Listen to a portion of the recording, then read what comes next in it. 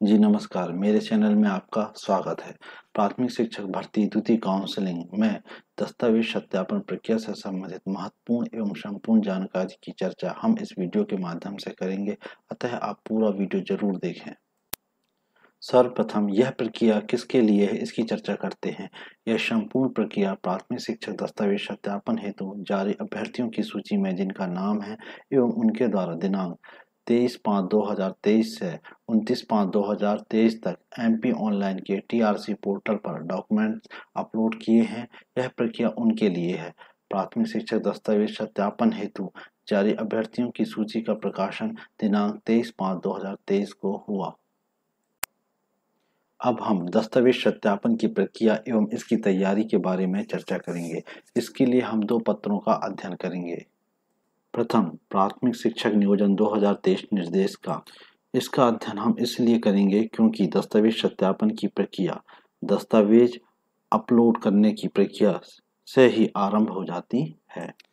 जैसा कि इसमें लिखा है, प्राथमिक शिक्षक पद हेतु अभ्यर्थियों द्वारा अपलोड किए जाने वाले आवश्यक दस्तावेजों की सूची। जन्म तिथि के प्रमाणीकरण हेतु 10वीं की अंक सूची, 12वीं की अंक सूची, तीसरे नंबर में स्नातक उपाधि की अंक सूची सभी सेमेस्टर वर्षों की लागू होने की दशा में। चौथे नंबर में B.Ed की अंक सूची सभी सेमेस्टर वर्षों की, D.LED की अंक सूची समस्त सेमेस्टर अथवा समस्त वर्षों की।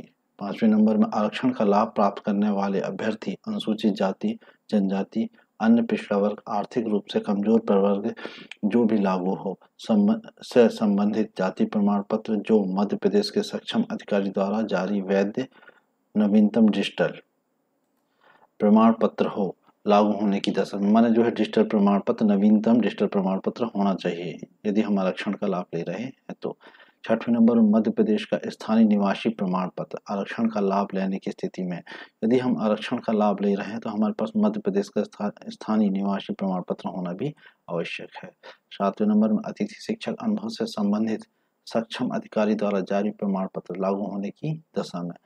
आठवें नंबर में स्थायी दिव्यांगता भूतपूर्व सैनिक की स्थिति में सक्षम अधिकारी द्वारा जारी वैध प्रमाण पत्र लागू होने की दशा में।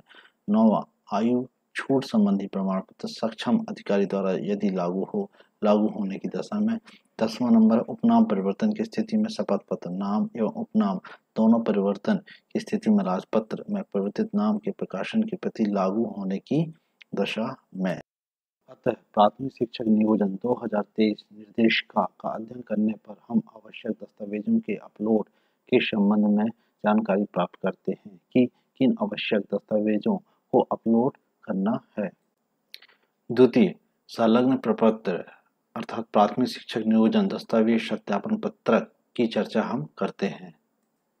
जैसे कि इसमें प्राथमिक शिक्षक नियोजन दस्तावेज सत्यापन पत्रक, शीर्षक अभ्यर्थी का नाम, इसमें अभ्यर्थी का नाम, फिर पति का नाम, पता, एड्रेस, मोबाइल नंबर उसका, मेल आईडी। तीसरे नंबर में पात्रता परीक्षा विवरण, पात्रता परीक्षा की अनुसूची संलग्न करें, इसमें उसका अनुक्रमांक, प्राप्तांक। चौथे नंबर में जन्म तिथि के लिए हाई स्कूल की अनुसूची संलग्न करें। पांचवें नंबर में प्रवर्ग, आरक्षित प्रवर्ग में होने से सक्षम अधिकारी का वैध प्रमाण पत्र। छठवें नंबर में हायर सेकेंडरी परीक्षा विवरण, हायर सेकेंडरी की अनुसूची संलग्न करें, उत्तीर्ण वर्ष और उसका परसेंटेज। फिर सातवें नंबर में स्नातक परीक्षा विवरण, स्नातक परीक्षा की प्रत्येक वर्ष या सेमेस्टर की अनुसूची संलग्न करें, उसमें उत्तीर्ण का वर्ष और उसका परसेंटेज। आठवें नंबर में DLED परीक्षा विवरण, DLED परीक्षा की प्रत्येक वर्ष सेमेस्टर की अनुसूची संलग्न करें, उत्तीर्ण वर्ष और एवं उसका प्रतिशत। 9वें नंबर में B.Ed परीक्षा विवरण, B.Ed परीक्षा के प्रत्येक वर्ष सेमेस्टर की अनुसूची संलग्न करें, उत्तीर्ण वर्ष और उसका प्रतिशत। 10वें कॉलम में अतिथि शिक्षक विवरण, अतिथि शिक्षक प्रमाण पत्र संलग्न करें, सत्र, अध्यापन दिवस, मान जिस सत्र है उस सत्र में कितने अध्यापन के दिवस यहाँ अंकित होंगे। इसके बाद है 11वें नंबर पे है दिव्यांग विवरण, स्थायी दिव्यांगता प्रमाण पत्र संलग्न करें। 12वें नंबर पर भूतपूर्व सैनिक प्रमाण पत्र संलग्न करें और 13वें नंबर पे अन्य विवरण। इसके बाद यहाँ दिनांक, स्थान और हस्ताक्षर अभ्यर्थी। संलग्न प्रपत्र में अगला प्रपत्र ये भी रहता है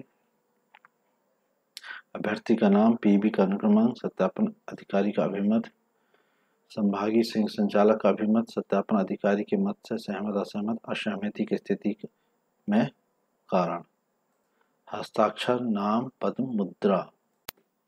प्राथमिक शिक्षक नियोजन 2023 निर्देशिका का अध्ययन करने पर हमें यह जानकारी प्राप्त हो जाती है कि हमें किन आवश्यक दस्तावेजों को अपलोड करना है। और प्राथमिक शिक्षक नियोजन दस्तावेज सत्यापन पत्र का अध्ययन करने पर हमें यह जानकारी प्राप्त हो जाती है कि हमें किन आवश्यक दस्तावेजों को सत्यापन कराना है, अर्थात उन्हें सत्यापन की प्रक्रिया में लेकर जाना है। अब हम जो है दस्तावेज सत्यापन के लिए क्या क्या लेकर जाना है, हम इसकी चर्चा करते हैं। सत्यापन के समय अभ्यर्थी को अपने साथ जो है अपने मूल दस्तावेज एवं उनकी स्वप्रमाणित प्रतियां और संलग्न प्रपत्र सहित 3 सेट साथ लाने होंगे। अर्थात मूल दस्तावेज जो ओरिजिनल डॉक्यूमेंट्स हैं वो लेके जाना है और उनकी स्वप्रमाणित प्रतियां माने सेल्फ अटेस्टेड एवं संलग्न प्रपत्र कौन से, ये प्राथमिक शिक्षा नियोजन दस्तावेज सत्यापन पत्र एक और ये संलग्न प्रपत्र जो है इनको भी लेके जाना होगा। और कितने सेट, 3 सेट साथ लाने होंगे। कितने सेट में, 3 सेट में, माने मूल दस्तावेज के उनकी जो है स्वप्रमाणित प्रतियां और संलग्न प्रपत्र सहित 3 सेट लेकर जाने होंगे। स्वप्रमाणित प्रतियां और संलग्न प्रपत्र के 3 सेट को व्यवस्थित जो है जमा करने के लिए हमें 3 फाइलों की आवश्यकता होगी। अतः हम 3 फाइलें खरीद लेंगे और उन फाइलों में स्वप्रमाणित प्रतियां और संलग्न प्रपत्र को व्यवस्थित कर लेंगे, क्योंकि ये जो तीनों सेट होते हैं वो जमा हो जाते हैं, इसलिए फाइल ले जाने से ये व्यवस्थित रूप से जमा हो जाते हैं और अंत में सत्यापन के अंत में हमें पावती प्राप्त होती है। अब हम जो है दस्तावेज सत्यापन की समय सारणी के बारे में चर्चा करेंगे। जैसे कि इसमें लिखा है, दस्तावेज सत्यापन की समय सारणी एमपी ऑनलाइन पोर्टल पर पृथक से उपलब्ध कराई जाएगी। माने जो है दस्तावेज सत्यापन की जो समय सारणी है कि यह कब से प्रारंभ होगा और कब तक चलेगी, इसकी जो है एमपी ऑनलाइन पोर्टल पर पृथक से यह उपलब्ध कराई जाएगी और संबंधित अभ्यर्थियों को दस्तावेज के सत्यापन हेतु निर्धारित दिनांक तथा समय पर उपस्थित होकर दस्तावेजों का सत्यापन कराना होगा। अर्थात जो है संबंधित अभ्यर्थियों को जो है निश्चित रहेगा कि वह किस दिनांक को उसको दस्तावेज का सत्यापन कराना है। यह भी उसको जानकारी एमपी ऑनलाइन के पोर्टल से उपलब्ध हो जाती है कि उसे किस दिन से सत्यापन करना है, किस दिनांक को उसका जो है वेरिफिकेशन है। अर्थात जो है संबंधित अभ्यर्थियों को दस्तावेज के सत्यापन हेतु निर्धारित दिनांक माने जो उसे दिनांक आवंटित होती है, जो माने जिस दिनांक को उसका सत्यापन होना है तथा समय पर जो समय निर्धारित होता है उपस्थित होकर दस्तावेज का सत्यापन उसे कराना होता है। जी धन्यवाद।